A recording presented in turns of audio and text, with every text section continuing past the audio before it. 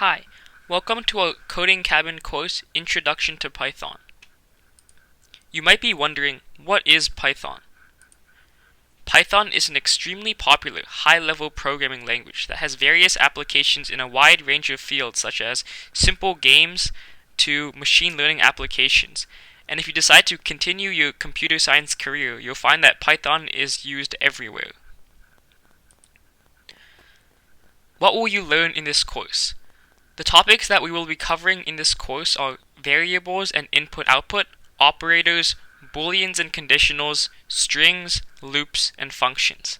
Some or maybe even all of these may seem foreign to you now, but we're sure that after you follow through our entire course, you will understand and you will be able to use all of these in your coding. How will you code? Our Coding Cabin tutorials will use the Coding Cabin Collaborative Coding Terminal, which is directly on our website. And to get to it, first of all you want to navigate to our website, which you're probably already on. And then from there, once you see the website screen, you can click the Code Now button on the top, and that will bring you to our Coding Cabin terminal.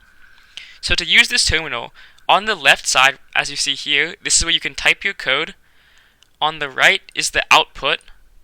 This button in the top right, the clear button, will clear the output. The theme will toggle a new theme.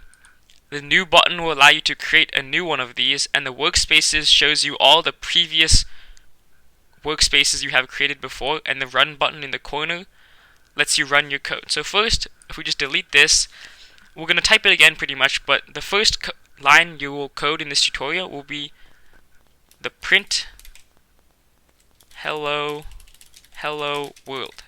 And this should tell the computer to print hello world right in the terminal. And this is almost always the first line of code you will learn when you learn a new language. So if you just click run here, as you can see, it tells you the time and then it says hello world. So thanks for watching this tutorial.